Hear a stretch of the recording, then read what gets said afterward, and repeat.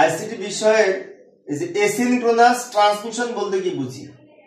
Asynchronous transmission হচ্ছে এক computer থেকে আরেক কম্পিউটারে একটা করে অক্ষর যাবে, একটা অক্ষর 8 বিট নিয়ে গঠিত, তাই ক্যারেক্টার বাই ক্যারেক্টার বলা হয় এই সিস্টেমকে। তো আমরা এইভাবে সংজ্ঞাটা দিতে পারি, লক্ষ্য করি, একটু দ্রুত লিখে দিলাম সময় সেভ করার জন্য। যে ডেটা ট্রান্সমিশন সিস্টেমে প্রেরক হতে প্রাপক ডিভাইসে ক্যারেক্টার বাই ক্যারেক্টার, এই যেটুকু মনে রাখবো, character by character data transmit হয়, যে character by character data transmit হয় তাকে বলা হয় asynchronous data transmission system. Character by character মানে একটা করে অক্ষর যায়, যেমন এই যেখান থেকে একটা করে অক্ষর যাচ্ছে, এবং এই একটা করে ক্যারেক্টার যখন আমরা পাঠাই তখন দুটি ক্যারেক্টারের, বিশেষ করে পরপর দুটি ক্যারেক্টারের মাঝে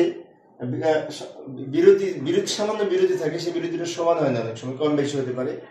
আরেকটি বিষয় হচ্ছে এই অ্যাসিনক্রোনাস ডেটা ট্রান্সমিশন সিস্টেমে প্রাইমারি স্টোরেজ ডিভাইসের প্রয়োজন হয় না, এটা একটা বৈশিষ্ট্য।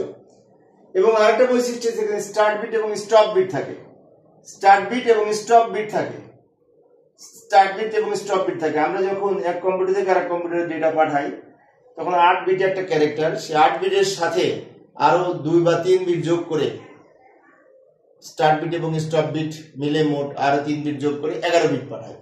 8 বিটের জন্য 11 বিট পাঠায় স্টার্ট বিট এবং স্টপ বিট মিলে। শুরুতে স্টার্ট বিট থাকে, শেষে স্টপ বিট থাকে। যেহেতু এই অ্যাসিনক্রোনাসের সাথে স্টার্ট এবং স্টপ বিটের সম্পর্ক, তাই এই ট্রান্সমিশনকে স্টার্ট এবং স্টপ ট্রান্সমিশনও বলা হয়।